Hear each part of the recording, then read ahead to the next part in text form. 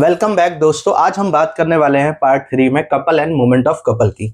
मान लीजिए अगर आपको किसी बॉडी को सर्कुलर मोशन दिखाना है तो कोई भी बॉडी में दो फोर्सेस की रिक्वायरमेंट होती है जो कि इक्वल और अपोजिट होती है। यही इक्वल और अपोजिट फोर्स को हम कपल कहते हैं। दैट्स मीन आप अगर किसी बॉडी का सर्कुलर मोशन दिखाना चाहते हैं तो नंबर ऑफ फोर्सेस दो चाहिए या फिर आप कहेंगे कपल चाहिए। अब इस कपल का मूवमेंट देख लेते हैं, मतलब कि मूवमेंट ऑफ कपल। ये एक हमारे पास रॉड है ए बी, इसकी लेंथ डी है। ये इसका ए पॉइंट है जो कि हम फोर्स लगा रहे हैं नीचे की ओर, बी पे हम फोर्स लगा रहे हैं ऊपर की ओर। जब हम नीचे की ओर फोर्स लगाएंगे तो बॉडी एंटी क्लॉकवाइज मूव करेगी। बॉडी कैसा मूव करेगी? Anti clockwise.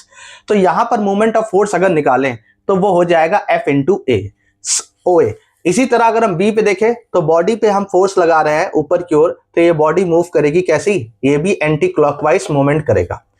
यहां पर मोमेंट ऑफ फोर्स निकाले तो वो हो जाएगा एफ इंटू ओ बी। अब अगर हम दोनों को जोड़ दें तो हम बोलेंगे total moment of force, that's mean moment of both forces. तो क्या हो जाएगा? F into O A plus F into O B. F को कॉमन ले लेंगे तो हमारे पास आ जाएगा ओ ए प्लस ओ बी। इसका मतलब ये हो गया F into O A and O B क्या होता है हमारा? डी हो जाता है। तो मोमेंट ऑफ फोर्स का हमारे पास फॉर्मूला निकला एफ इंटू डी। तो मोमेंट ऑफ फोर्स का फॉर्मूला हमारे पास क्या निकला?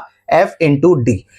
अब यहां से एक खास बात ध्यान रखिए कि बॉडी जो है वो एक ही मोशन करेगी। इसका मतलब है बॉडी एंटी क्लॉकवाइज मूवमेंट करेगी। इसी को हम बोलते हैं क्या? Movement of couple.